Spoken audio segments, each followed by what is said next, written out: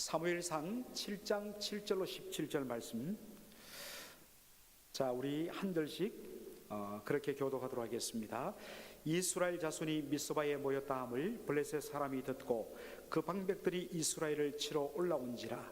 이스라엘 자손이 듣고 블레셋 사람을 두려워하여 사무엘에게 이르되 당신은 우리를 위하여 우리 하나님 여호와께 쉬지 말고 부르짖어 우리를 블레셋 사람의 손에서 구원하시게 하소서. 사무엘이 젖먹는 어린 양을 취하여 온전한 번제를 여호와께 드리고 이스라엘을 위하여 여호와께 부르짖음에 여호와께서 응답하셨더라. 사무엘이 번제를 드릴 때에 블레셋 사람이 이스라엘과 싸우려고 가까이 오매 그날에 여호와께서 블레셋 사람에게 큰 우레를 발하여 그들을 어지럽게 하시니 그들이 이스라엘 앞에 패한지라. 이스라엘 사람들이 미스바에서 나가서 블레셋 사람을 따라 백갈 아래에 이르기까지 쳤더라. 사무엘이 돌을 취하여 미스바와 센 사이에 세워 가로되 여호와께서 여기까지 우리를 도우셨다 하고 그 이름을 에벤에셀이라 하니라. 이에 블레셋 사람이 굴복하여 다시는 이스라엘 경내에 들어오지 못하였으며 여호와의 손이 사무엘의 사는 날 동안에 블레셋 사람을 막으심에 블레셋 사람이 이스라엘에게서 빼앗았던 성읍이 에그론부터 가드까지 이스라엘에게 회복되니 이스라엘이 그 사방 지경을 블레셋 사람의 손에서 도로 찾았고 또 이스라엘과 아모리 사람 사이에 평화가 있었더라. 사무엘이 사는 날 동안에 이스라엘을 다스렸으되 해마다 베델과 길갈과 미스바로 순회하여 그 모든 곳에서 이스라엘을 다스렸고 다 같이 읽겠습니다. 라마로 돌아왔으니 이는 거기 자기 집이 있음이라. 거기서도 이스라엘을 다스렸으며 또 거기 여호와를 위하여 단을 쌓았더라. 아멘. 오늘 저는 에벤에셀이라는 제목으로 말씀을 전하기를 원합니다. 지난 시간에 우리가 말씀을 살폈습니다. 여호와의 언약궤가 아비나답의 집에 들어간 후 20년 시간이 흘렀을 때에 백성들의 마음이 주께로 향했고 그들이 주님 앞에 사모했다 했습니다. 이 사모했다는 말은 애통했다, 슬퍼했다는 말입니다. 그렇게 울면서 그들이 아파하니까 그것으로는 부족하다. 너희가 전심으로 주께로 돌아오기를 원한다면 진짜 참된 회개는 뭐냐? 감정적으로 아파하고 슬퍼하는 것으로는 합당치 못하다. 전심으로 주께로 돌아가는 것, 방향을 돌이키는 것, 전심으로 하나님께 돌아가려거든 너희 속에 있는 모든 우상들을 다 제거하고 끊어버리고 거기서 떠나고 오직 하나님께로만 향하여 딴 데 눈 돌리지 말고 오직 주만 섬겨야 된다라고 했습니다. 그래서 이스라엘 백성들이 다 그 말씀에 순종을 했습니다. 5절과 6절에 보니까 사무엘이 이렇게 이야기합니다. 사무엘이 가로되 온 이스라엘은 미스바로 모이라. 이 미스바는 베냐민 지파에 속한 땅에 있는데 넓은 광장입니다. 미스바로 모이라. 내가 너희를 위하여 여호와께 기도하리라 하며 그들이 미스바에 모여 물을 길어 여호와 앞에 붓고 그날에 금식하고 거기서 가로되 우리가 여호와께 범죄하였나이다. 사무엘이 미스바에서 이스라엘 자손을 다스리니라 라는 말씀이 나옵니다.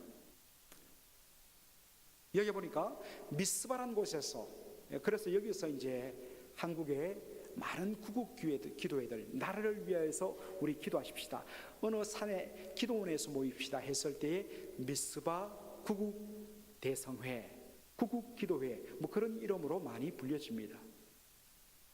그런데 오늘 잘 말씀을 보시면요, 사무엘과 이스라엘 백성들이 해야 할 일이 구분되게 되어 있습니다.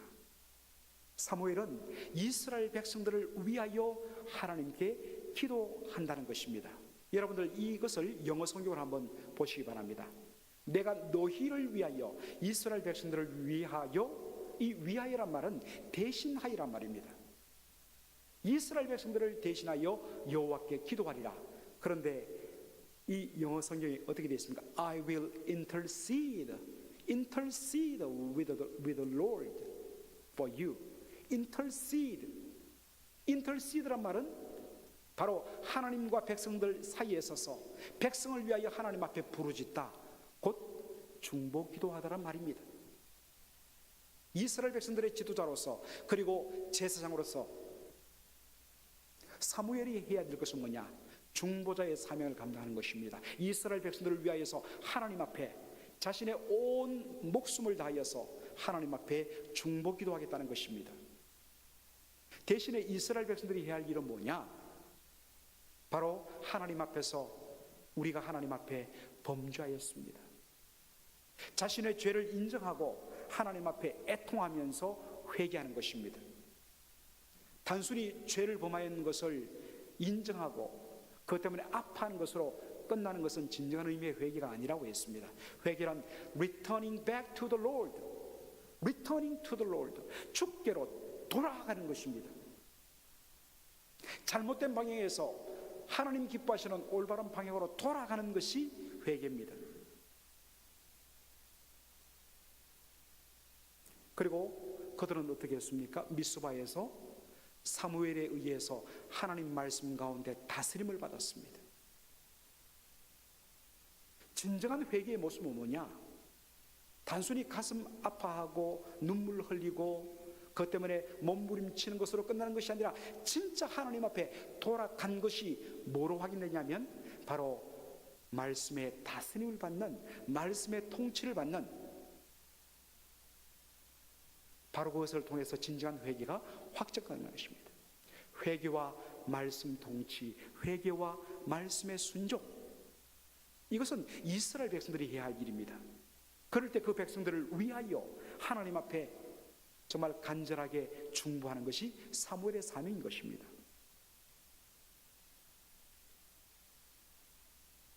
자, 그런데 이스라엘 백성들이 미스바에서 모여서 그들이 아파하고 회개하고 돌이키고 사무엘에 의해서 말씀의 다스림을 받는다는 이야기를 듣자마자 블레셋 군대가 군대를 모아갖고 이스라엘 백성들이 모여서 울부짖고 기도하고 하나님 말씀에 순종하는 그 현장, 은혜 받는 현장 미스박으로 쳐들어 올라온다는 소식이 들렸습니다. 사랑하는 성도 여러분, 만일 여러분이 이스라엘 백성들이었다면 그 현장에 있었던 미스바 현장에 있었던 백성이라면 여러분 어떤 반응이 나왔을까요?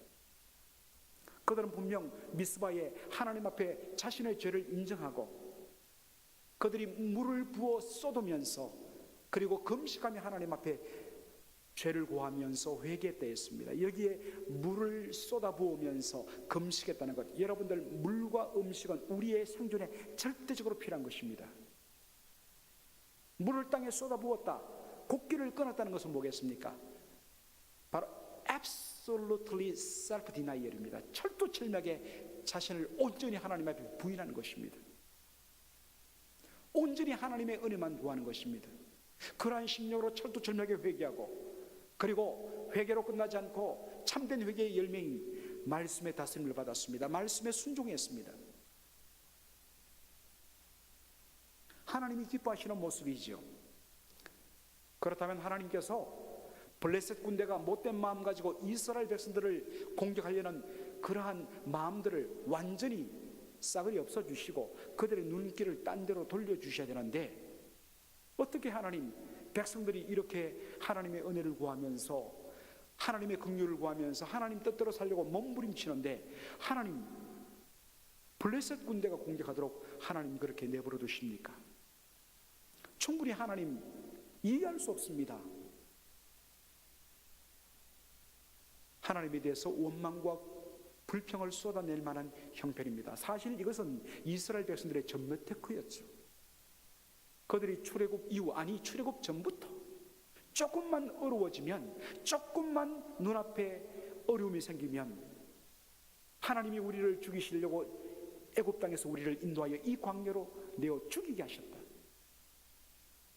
살리시는 하나님을 향하여서 우리를 죽이려고 인도했다.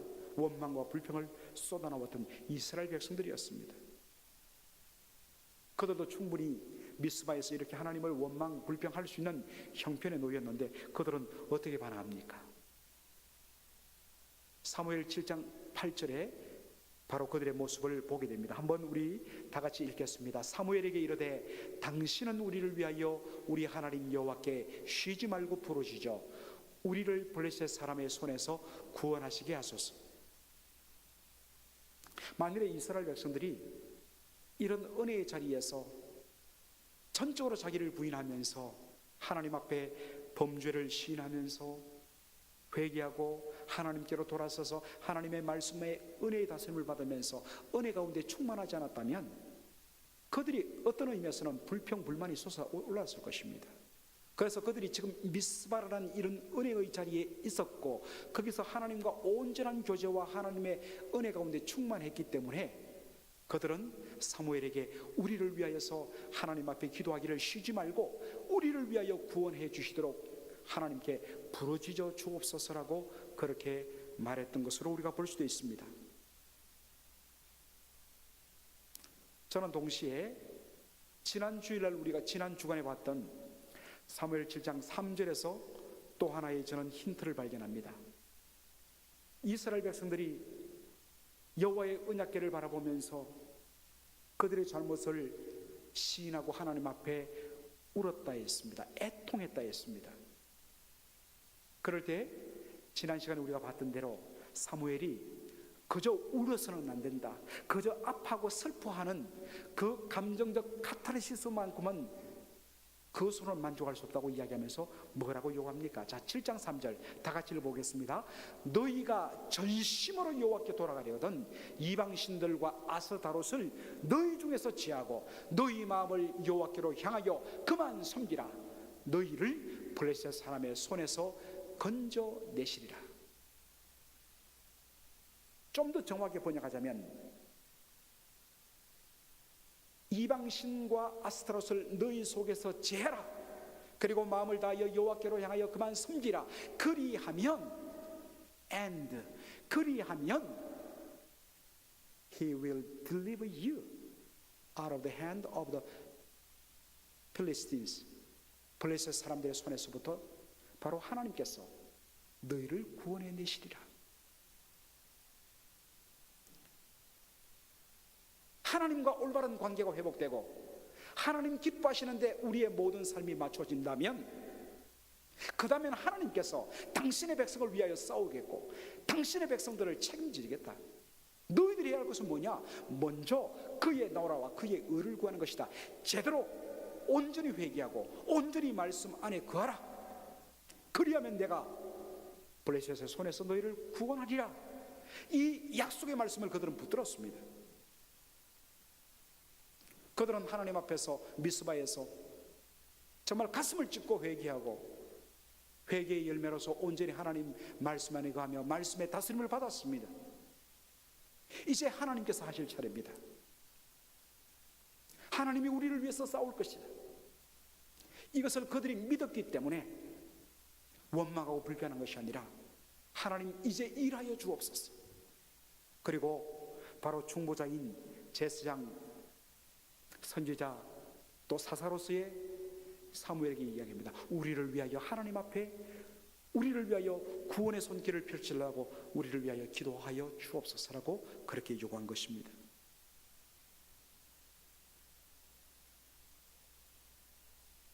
사랑하는 성도 여러분, 오늘 본문에서 우리가 바로 성도의 영적 싸움의 원리를 우리가 발견하게 됩니다. 자신이 직접 싸우는 것이 아니라 여호와께서 당신의 백성을 위하여 대신 싸우도록 하나님께 모든 것을 맡기는 것입니다. 우리가 할 것은 내가 좀 힘들고 내가 좀 섭섭하고 내가 좀 안타깝다고 해서 내가 직접 문제 해결하고 내가 직접 맞서 싸우는 것이 아니라 모든 것을 하나님 앞에 맡기고 나는 오직 하나님과 바른 관계를 회복하고 하나님 기뻐하시는데 나의 모든 삶에 초점 맞추면 하나님께서 우리를 위하여 친히 싸우신다는 것입니다. 우리가 해야 할 일은 하나님 안에 거하는 것이고 하나님의 은혜의 다스림 속에 거하는 것이고 하나님 그분만을 의지하며 그분 기뻐하시는 삶에 초점 맞추면 그리하면 하나님께서 우리를 위하여 친히 싸워주시리라는 것입니다. 하나님이 싸우셔야 될 그 자리에 내가 나의 힘으로 나의 의로 나의 분으로 나의 힘으로 그렇게 싸우면 오히려 나도 상하고 넘어지게 되어 있습니다. 하나님께서 하나님의 백성을 위해서 친히 싸우시도록 하나님께 맡기고, 우리가 해야 할 것은 하나님과 바른 관계에 초점 맞춘다면 이것이 성도의 영적 싸움의 승리의 바로 원동력이라고 하는 것입니다. 이스라엘 백성들이 사무엘에게 요청합니다. 우리를 위하여 기도하기를 쉬지 말라고 이야기하고 있습니다. 기도하기를 쉬지 말고 하나님께 우리를 위하여서 간구하라고 이야기하고 있습니다. 그래서 사무엘상 7장 9절에 보니까 사무엘이 어떻게 합니까? 젖 먹는 어린 양을 취하여서 온전한 번제를 여호와께 드리고 이스라엘을 위하여 여호와께 부르짖음에 여호와께서 응답하셨다 했습니다. 여러분, 특별히 여기에서 우리가 젖 먹는 어린 양을 온전한 번제로 드렸다라고 하는 것에 주목할 필요가 있습니다. 어떤 분들은 번제란 것은 바로 희생 제물을 전체를 태워서 완전히 다 태워서 그렇게 바치는 것이기 때문에 완전히 태워서 다 완전히 소진되도록 하여서 바치는 태울 번자 번트 오프링이기 때문에 어떤 분들은 이 번제를 헌신의 제사 뭐 이런 식으로 그렇게 해석하는 분들도 있습니다만, 사실 성경은 번제를 그런 쪽으로 해석하지 않습니다. 그것은 우리 인간이 의미를 부여했을 뿐입니다. 레위기 1장에 보면 하나님께서 이스라엘 백성에게 번제, 번트 오프링을 요구하는데 그 번제의 핵심은요, 죄사함에 있습니다. 어톤먼트, 속죄함에 있습니다. 그래서 번제를 드릴 때는 그 번제를 드리는 사람이 먼저 희생제물의 머리 위에 손을 얹고 자신의 죄를 고하고, 그리고 그 희생제물을 잡아서 그 피를 뿌리고, 그리고 나서 그 희생제물을 온전히 태워서 하나님 앞에 드리도록 되어 있습니다. 왜 사무엘이 하나님 앞에 이스라엘 백성들을 위하여서 중보하며 하나님 앞에 그들을 위하여, 그들의 구원을 위하여 부르짖는 자리에 왜 그가 젖 먹는 어린 양을 번제로 하나님 앞에 드렸을까요?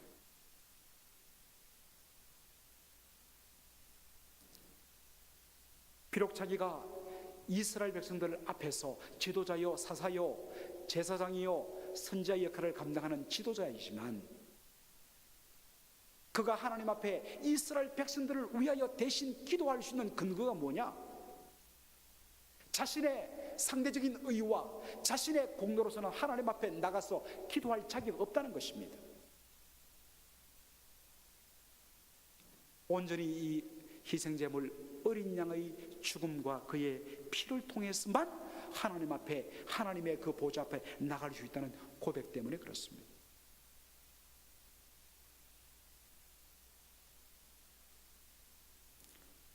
그 하나님의 사무엘의 중보기도에 하나님 응답하여 주셨고, 하나님께서 우레를 내리시면서 바로 블레셋 사람들을 완전히 정신을 어지럽히셨습니다. 영어로 보면 그들이 패닉 상태에 빠졌다고 했습니다. 우리나라 말로만 완전 혼비백산, 혼이 빠져갖고 사람이 멍해진 것입니다. 움직이려도 움직일 수 없습니다. 그러니까 이스라엘 백성들이 그냥 달려들어 쳐버리니까 그대로 넘어질 수밖에 없는 것입니다. 그래서 그들이 큰 승리를 얻은 것을 보게 됩니다. 다시 우리가 중보자 사무엘의 모습을 한번 주목하기를 원하는데, 그는 자기 스스로 하나님 앞에 나가 기도한 것이 아니라 바로 젖 먹는 어린 양을 번제로 드리며 하나님 앞에 나와 바로 하나님 앞에 중보했습니다. 백성들이 사무엘에게 이야기합니다.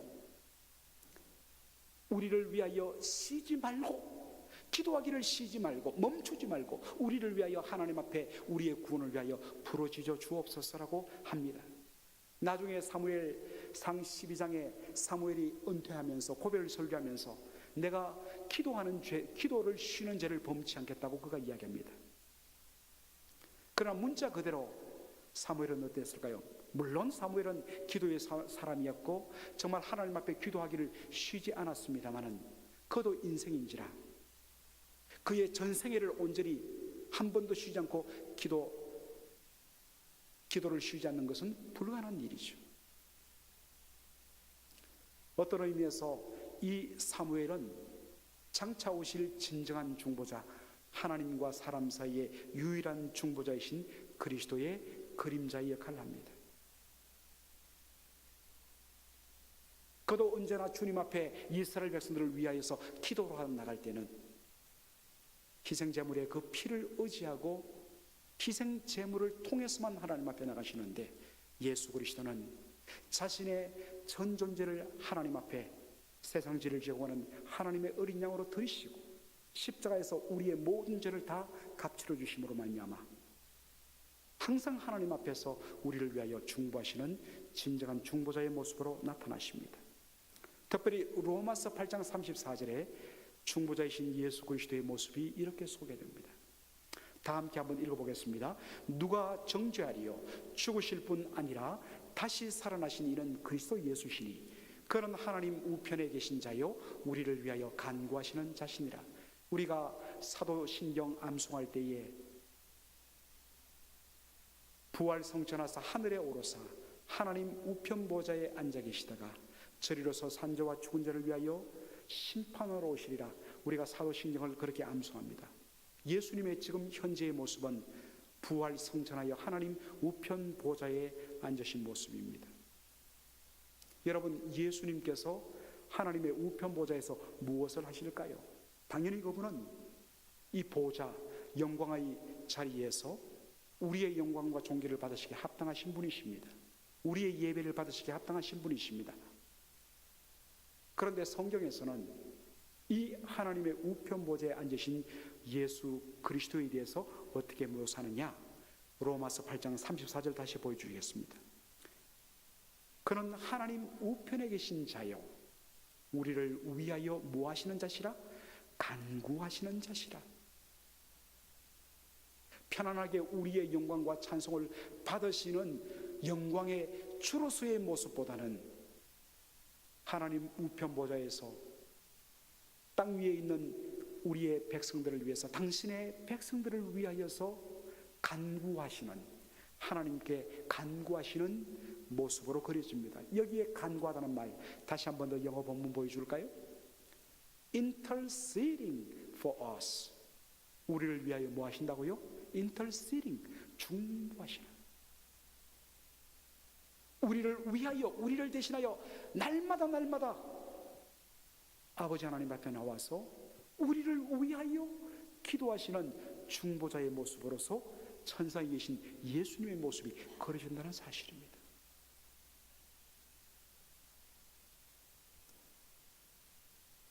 여러분들, 로마서 8장 34절에 어떤 말씀으로 시작합니까? 누가 정죄하리요? 나중에도 보겠지만 왜 이 말을 썼을까요? 정말 이 땅에 거하는 하나님의 백성들 정죄할 것이 하나도 없기 때문에 누가 정죄하리요? 정죄할 것이 없다는 의미로 썼을까요? 그렇지 않지요. 딴 사람 몰라도 저는 알고 여러분은 압니다.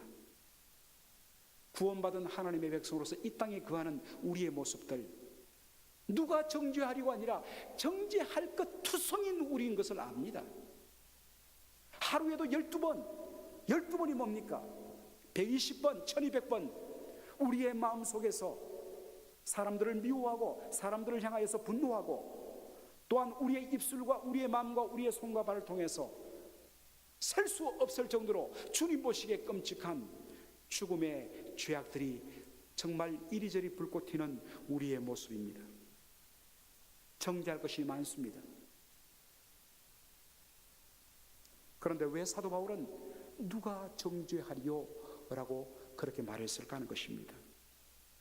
우리가 이 땅에서 구원받은 하나님의 백성, 하나님의 자녀이지만 우리의 연약한 실정으로 말미암아서 넘어지고 쓰러지고 범죄할 때에 천상에서는 어떤 일이 벌어지는가?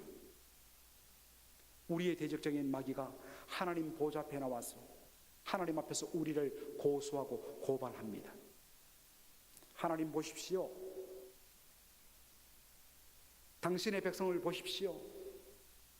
저들이 당신의 백성인데 땅 위에서 하는 저 짓거리들 보십시오.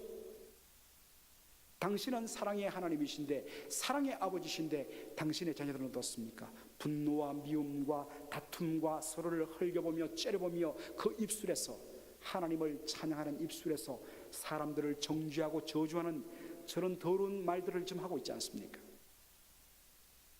이렇게 범죄한 자들을 뭐 어렵다고 말씀하십니까? 하나님, 죄의 삭은 사망이라면서요. 저들이 범죄했기 때문에 마땅히 저들은 심판받아야 마땅합니다. 하나님은 공의의 하나님 아니십니까? 심판하십시오. 어떤 의미에서 마귀의 정죄는 대단히 객관적이고 정확한 사실에 근거합니다. 바로 그때에 하나님 앞에 등장하는 분이 누구냐? 바로 우리 천상에 계신 예수 그리스도인 것입니다. 자, 요한 1서 2장 1절로 2절을 한번 우리 보도록 하겠습니다. 다 같이 읽을까요? 나의 자녀들아, 내가 이것을 너희에게 쓰면 너희로 죄를 범치 않게 하려 함이라. 만일 누가 죄를 범하면 아버지 앞에서 우리에게 대언자가 있으니 곧 의로우신 예수 그리스도시라. 저는 우리 죄를 위한 화목 제물이니 우리만 위할 뿐 아니요 온 세상의 죄를 위하심이라 라고 되어 있습니다. 마귀가 하나님 앞에 우리의 잘못에 대해서 고소 고발할 때에 우리를 위하여 나서시는 예수님의 모습을 어떻게 그려주고 있습니까? 요한 1서 2장 1절에는 예수 그리스도를 대언자라고 이야기하고 있습니다. 자, 대언자란 말을 의미를 한번 볼까요? 자, 이 말은 헬라어로 파라클레토스란 말을 씁니다. 이 말이 굉장히 중요한데 오늘 시간 관계상 한 의미만 설명하겠습니다. 이 파라클레토스란 말은 advocate, 변호사란 말입니다. 예수님은 천상에서 바로 우리를 위한 변호사로 하나님 앞에 나서신다는 것입니다. 예수님의 변호는 이것입니다. 하나님, 마귀의 저 지적은 다 맞습니다. 지상에 구원받았다고 하는 저들의 모습들 죄악투성입니다. 죄의 삭은 사망이라 마땅히 정죄받아야 마땅합니다. 그러나 하나님이여, 제가 저들을 위하여 하나님의 어린 양으로 십자가에서 피 흘려 죽었습니다. 내가 저들의 죄를 위하여서 화목 제물이 되므로 하나님과 저들 사이에 관계가 회복되었습니다. 십자가에 피 흘려 죽음으로 단번에 영원한 속죄를 이루었습니다. 이 영원한 십자가와 부활의 구속의 근거에서 저들의 죄를 용서해 주십시오. 이것이 예수님의 변호였습니다. 그러면 하나님 재판장에서 뭐라고 이야기하느냐? 하나님께서 우리를 향하여, 바로 우리를 향하여서 You are justified라고 외칩니다. 더럽다고 우리를 선언한 것입니다. 땅 위에 우리의 모습은 전혀 옳은 것이 없는데도 불구하고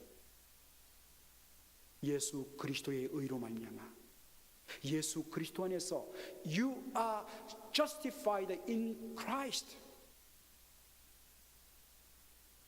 이것이 이 땅 위에서 범죄함에도 불구하고 우리가 여전히 하나님의 자녀라 불리고 하나님께서 그리스도를 통하여 우리에게 주신 이 구원의 은혜가 취소되지 않고, 그리고 부족한 우리가 날마다 그리스도의 보혈에 의지하여서 하나님 은혜의 보좌 앞으로 들어가는 길이 날마다 열리는 유일한 근거가 된 것입니다.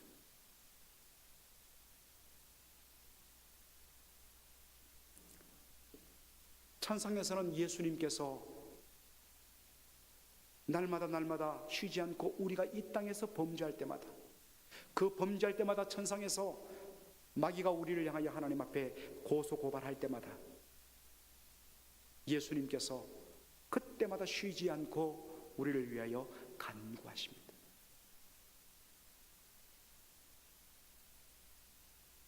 바로 쉬지 않다는 말이 그런 의미입니다. 이것 때문에 사도 바울이 외친 것이 뭡니까? 누가 정죄하리요?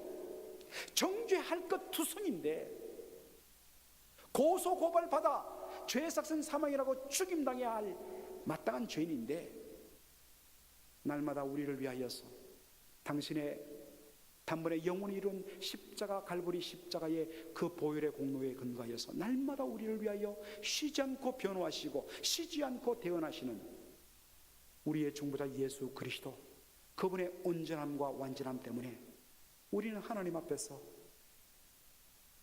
그렇게 설 수 있는 은혜를 누리게 된 것입니다. 천상에서 우리를 위하여 예수님께서 중보하시면서 변호하신다면 이 지상에서는 성령께서 우리를 위하여 친히 말할 수 없는 탄식으로 그렇게 탄식하며 우리를 위하여 하나님 앞에 간구하고 계십니다. 로마서 8장 26절을 한번 보도록 하겠습니다. 다 같이 읽을까요?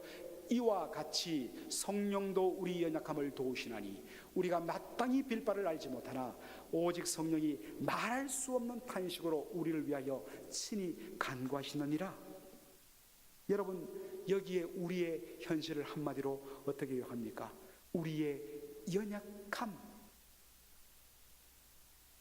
로마서 8장의 문맥에서 연약함이란 이 단어가 어떻게 쓰냐면 예수님의 십자가의 은혜로 우리는 구원받고 성령으로 말미암아 하나님을 아바 아버지라 부르게 되고 하나님께서 그 놀라운 아들의 보혈로 우리를 자녀 삼으시사 우리에게 하나님의 친아들이신 예수 그리스도와 동등한 하나님 나라를 온전히 상속할 수 있는 공동 상속자라는 그 놀라운 영광을 하나님께서 보장해 주셨습니다. 그런데 현실적으로 우리는 어떻습니까? 하나님의 아들을 하나님의 딸이라고 하면서도 우리의 모습 속에는 전혀 하나님의 자녀에 합당한 장래 하나님의 그 하나님 나라의 영광스러움을 상속할 상속자와는 너무가 거리가 먼 그렁뱅이도 이런 상그렁뱅이가 없는 삶을 우리는 살고 있습니다.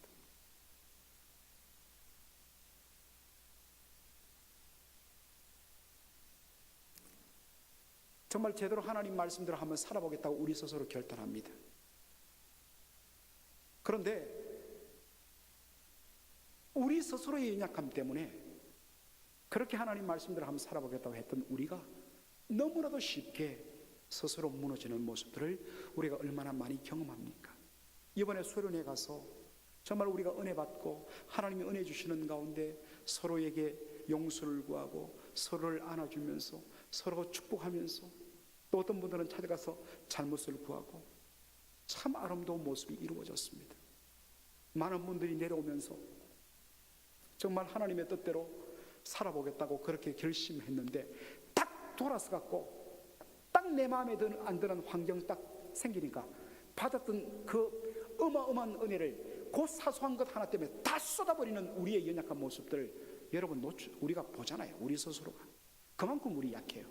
그런 거 한번 겪을 때마다 우리는 그냥 내가 이 정도밖에 안 되는구나 절망해버려요.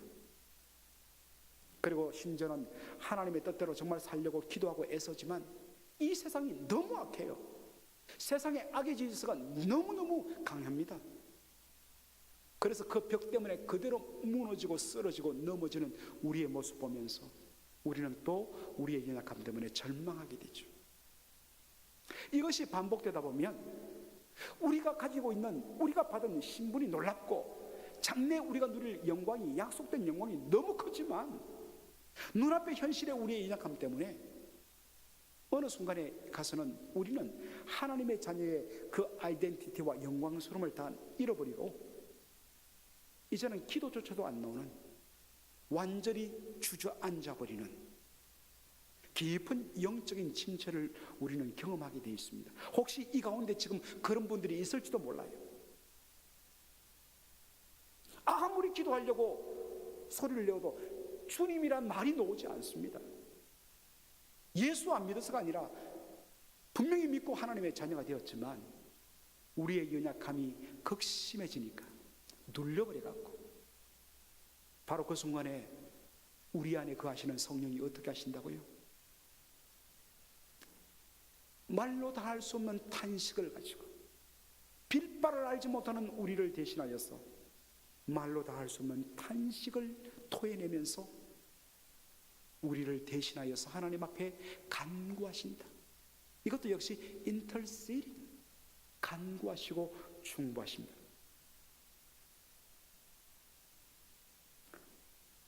천상에서는 예수님께서, 이 땅 위에서는 성령께서 우리의 심령 안에서 끊임없이 연약한 우리를 도우시며 우리를 위하여 중보하시며 쉬지 않으심으로 말미암아 우리는 다시 주의 이름으로 일어날 수 있는 그런 놀라운 은혜를 가진 그런 존재란 사실입니다. 승리한 이스라엘 백성들이 기념비를 세웁니다. 여러분, 그 기념비 이름이 무엇입니까? 에벤에셀. 이 에벤이란 말은 돌이란 말이고 에셀이란 말은 바로 help, 도움이란 뜻입니다. 도움의 돌이란 뜻이죠. 하나님께서 우리를 도우시는 하나님이시다. 신앙 고백으로서 에벤에셀을 돌을 세웠습니다. 여러분, 여기에 돕다란 이 말이요, 사실은 두 단어의 합성어입니다. 돕다란 말은 crying, 울다란 말과 그 다음에 running, 달려가다는 말의 합성어입니다. 여러분들, 아이가 배고프거나 그렇게 어디가 불편하면 어떻습니까? 엄마가 옆에서 자기를 돌보다가 너무너무 피곤해갖고 의자에서 고개를 툭툭 떨구고 있습니다. 이 아이가 엄마의 모습을 보고, 그래도 내가 양심이 있지, 엄마가 저렇게 나 때문에 피곤해 시달리는데 내가 이것 좀 못 참으면 어떡하겠어? 이를 악물고 내가 참자, 기저귀가 부르터도록 내가 참자, 이런 효성 지극한 아이를 보신 적이 있습니까, 여러분? 그런 아이가 있으면 당장 그 집에 홍산물을 제가 세워드리도록 하겠습니다. 없습니다.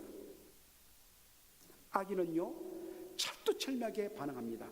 조금만 불편해도, 조금만 배고파도 견디지 못하고 자지르게 그렇게 울어버려요.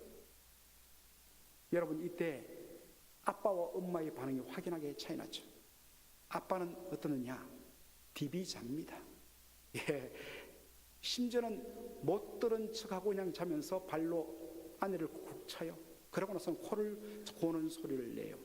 그러나 엄마는 어떻습니까? 하루 종일 아이 때문에 시달리고 완전 정말 손 하나 까딱지 않는 형편이라도 아이가 울면 어디서 그런 힘이 노는지 원더 우먼이 되어갖고 벌떡 일어나고 달려가서 아이 기저귀를 해결해주고 옷을 갈아주고 먹을 것을 물려줍니다. 그러면 아이는 이내 행복해지는 것입니다. 바로 우리 하나님의 모습이 이와 같습니다. 히브리서 13장 6절에 우리 하나님을 이렇게 소개하죠. 주는 나를 돕는 자시니 내가 무서워 아니하겠노라. 사람이 내게 어찌하여? 주께서 나를 도우시는 분이신데, 내가 언제나 힘들고 어렵다면, 부르짖으면 언제나 달려오셔서 나를 도와주시고 내 문제를 해결해 주시는 분이신데, 그분이 나를 도우시는 분이고 그분이 내 편이신데 세상 사람이 나를 어찌하리요?